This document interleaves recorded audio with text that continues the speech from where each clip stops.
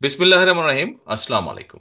লক্ষ্য এবং উদ্দেশ্য স্বৈরাচার যেরকম, পলাতক স্বৈরাচার যেরকম ক্ষমতায় টিকে থাকার জন্য সব জায়গায় বিভেদ তৈরি করেছিল, সব জায়গায় বিভেদ তৈরি করে সমাজের ব্যালেন্স, দেশের ব্যালেন্সটাকে নষ্ট করে দিয়েছিল।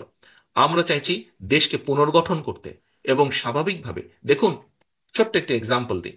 একটি 10 তলা বিল্ডিং তৈরি করতে কিন্তু অনেক শ্রমিকের অনেক পরিশ্রম লাগে, কিন্তু 10 তলা বিল্ডিংটাকে ভেঙে ধুলোর সাথে গড়িয়ে দিতে একজন মানুষের মাত্র প্রয়োজন হয়, তাই নয় কি?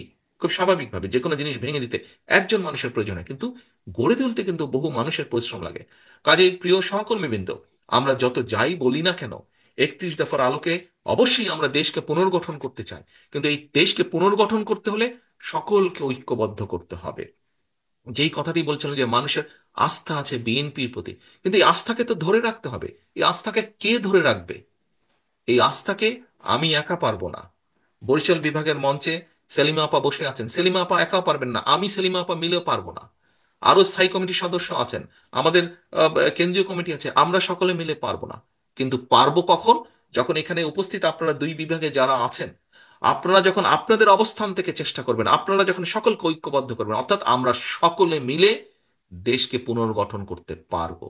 এবং ওই যে আস্থা, এই আস্থাকে যদি ধরে রাখতে হয়, আমাদের প্রত্যেককে প্রত্যেকের অবস্থান থেকে ভূমিকা রাখতে হবে। ঠাকুরগাঁওয়ের মাসুদ একটি কথা বলেছিল, যে যে ফটোকপি যে প্রেসক্রিপশন করে, দেখুন, অথবা আপনারা নিজেরা যাবেন কেন্দ্র থেকে, দেখভাল করা হবে কিনা, মনিটর করা হবে কিনা। কেন মনিটর করব কেন্দ্র থেকে? হ্যাঁ, হয়তো একটি স্বাভাবিক নির্ণয় করব, কিন্তু আপনি তো আমার দলের নেতা, আপনার প্রতি তো আমার সেই আস্থা, সেই বিশ্বাস থাকতে হবে আমার।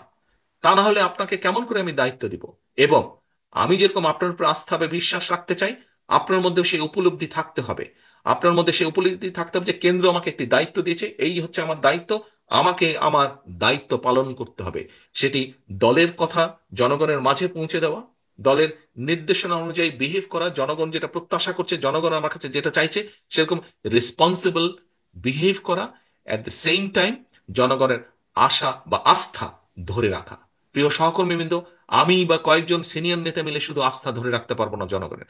জনগণের আস্থা যে বিএনপির প্রতি, জনগণের বিশ্বাস যে বিএনপির প্রতি, জনগণের ভালোবাসা যে বিএনপির প্রতি, এটি যদি ধরে রাখতে হয়, আমাদের সকলকে মিলে চেষ্টা করতে হবে। দুই হলরুমে আপনারা যে সকল নেতৃবৃন্দ আছেন, সেটি বিএনপি হোক, সেটি ছাত্র দল, যুব দল, স্বেচ্ছাসেবক তাঁতি দল, শ্রমিক দল, মহিলা দল, আইনজীবী ফোরাম, যেই হোক না কেন, অর্থাৎ দিন শেষে কিন্তু আপনার পরিচয় আপনি বিএনপির নেতা একজন।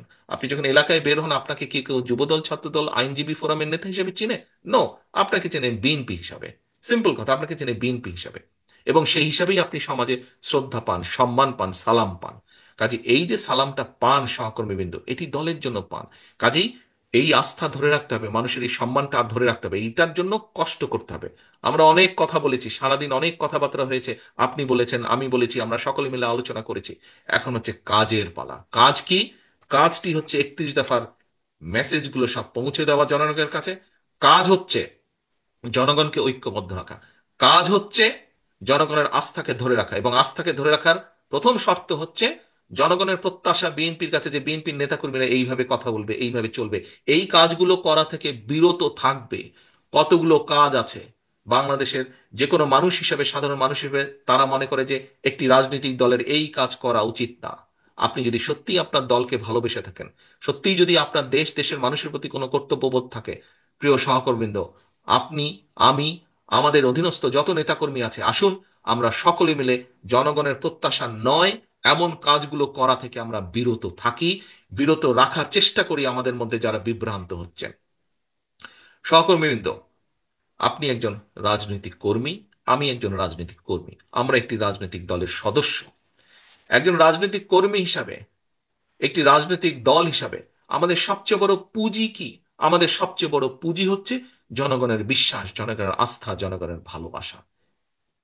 ব্যবসায়ীদের যেরকম একটি পুঁজি থাকে, যে ঠিক আছে কারো 10,000, 20,000, 50,000, 1 লাখ, 10 লাখ টাকা পুঁজি থাকে, রাজনৈতিক দল এবং রাজনৈতিক নেতা বা কর্মীর পুঁজি হচ্ছে জনগণের বিশ্বাস, আস্থা, অন্য কিছু না।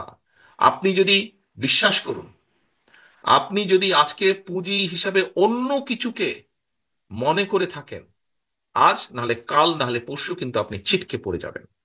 আপনার একমাত্র পুঁজি হতে হবে, রাজনীতির পুঁজি হতে হবে রাজনীতির ক্যাপিটাল হতে হবে জনগণের আস্থা, জনগণের বিশ্বাস, জনগণের ভালোবাসা। এটি যেদিন আপনি হারিয়ে ফেলবেন, অথবা আপনি অন্য কিছুতে মনোনিবেশ করবেন, আপনি আপনার রাজনৈতিক অবস্থানের ফায়দা নিয়ে যদি অন্য কিছুতে মনোনিবেশ করেন, আজ নাহলে কাল নাহলে পরশু আপনি ছিটকে যাবেন, আপনার সব পুঁজি ধ্বংস হয়ে যাবে। স্বৈরাচার হচ্ছে তার সবচেয়ে বড় প্রমাণ। 15 বছর বিভিন্নভাবে ক্ষমতায় থেকেছে, বিভিন্নভাবে আত্মসাৎ করে অনেক কিছু গড়ে তোলার চেষ্টা করেছে। আজ কিছু আছে?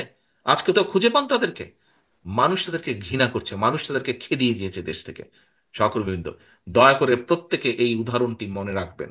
15 বছর জোর করে ক্ষমতায় তারা টিকেছিল, মানুষের অর্থ সম্পদ লুটতরাজ করে নিয়েছে, নিজেদের অনেক কিছু গড়ে তোলার চেষ্টা তারা করেছে, গড়ে তারা তুলেছে। কিছু আছে আজ? কোনো কিছু ধরে রাখতে পারছে? পারছে না তারা। মানুষের বিশ্বাস তো নেই। কাজেই সহকর্মীবৃন্দ, আমার সহকর্মী হিসাবে আমি প্রত্যেককে অনুরোধ করব, আপনাদের নেতা হিসেবে প্রত্যেককে আমি নির্দেশনা দিব, দয়া করে জনগণের আস্থা, এটি হচ্ছে আপনার সবচেয়ে বড় পুঁজি। এই আস্থাকে ধরে রাখার জন্য আপনার যেই কাজগুলো করা উচিত, দয়া করে সেই কাজগুলো করেন। এই আস্থা নষ্ট হতে পারে এমন যেই কাজগুলো আছে, দয়া করে সেগুলোকে বিরত থাকেন সেগুলোতে, এবং অন্যকে উৎসাহিত করেন, আপনার অন্য সহকর্মীকে উৎসাহিত করেন সেগুলো থেকে বিরত থাকতে। কারণ আমাদের সবচেয়ে বড়, আমরা তো বলেই থাকি শহীদ জিয়ার যেই কথাটি, আমরা তো বক্তৃতা বিবৃতিতে বলেই থাকি যে আমাদের সকল ক্ষমতার উৎস জনগণ, বলি না আমরা? আপনারাও বলেন, প্রত্যেকটা মানুষ এখানে বক্তৃতা বিবৃতিতে বলেছেন বিএনপির সকল ক্ষমতার উৎস হচ্ছে, রাজনৈতিক ক্ষমতার উৎস হচ্ছে জনগণ। কাজে এটি জনগণের বিশ্বাস এবং আস্থাই হচ্ছে আমাদের বড় পুঁজি।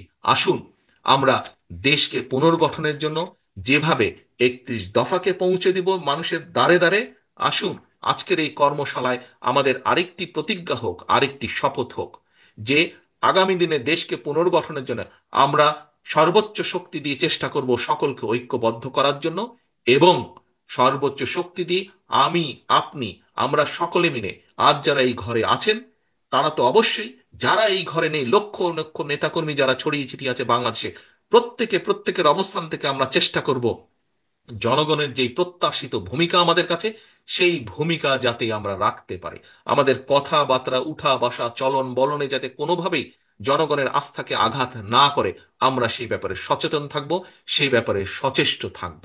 এবং একই সাথে আমরা চেষ্টা করব আমাদের উপরে যেই দায়িত্ব আমাদের উপরে দল দিয়েছে, মনিটর কেন করতে হবে? আপনি যদি আমাকে বিশ্বাস করতে পারেন, আমি কেন আপনাকে বিশ্বাস করতে পারবো না? আপনার সেই দায়িত্ববোধ থেকে আপনি দায়িত্ব পালন করবেন, এই বিশ্বাস আমি আপনার উপরে রাখতে চাই। সহকর্মীবৃন্দ, এই হচ্ছে আজকে আপনাদের উভয় বিভাগ, বরিশাল এবং রংপুর বিভাগে আমার যে সহকর্মী, তাদের প্রতি আমার নির্দেশনা নেতা হিসেবে, আপনাদের সহকর্মী হিসাবে আপনাদের প্রতি আমার অনুরোধ, যেই কথাগুলো আমি বলেছি, দয়া করে এই কথাগুলো মনে রাখবেন। আসুন, আমরা কথা বলেছি সারাদিন, এখন কাজের পালা, কাজ করার পালা। দেশকে গড়তে হবে। সেই দেশকে গড়তে হলে আমাদের সকলকে কাজে নামতে হবে। সেই কাজে নামতে হলে আমাদের সকলকে প্রস্তুত হতে হবে, এবং সেই প্রস্তুতি আমাদেরকে এখন থেকে নিতে হবে। সেই প্রস্তুতির মূল এজেন্ডা, মূল প্রথম শর্ত, কন্ডিশন হচ্ছে জনগণের আস্থা, জনগণের বিশ্বাস, জনগণের ভালোবাসা। পরিশেষে এতটুকুই বলবো, জনগণের সঙ্গে থাকুন সহকর্মীবৃন্দ, জনগণকে আস্থায় রাখুন, জনগণের আস্থায় থাকুন আপনারা সকলে, জনগণের সাথে থাকুন। আল্লাহ হাফেজ। বাংলাদেশ জিন্দাবাদ। বাংলাদেশ জাতীয়তাবাদী দল জিন্দাবাদ।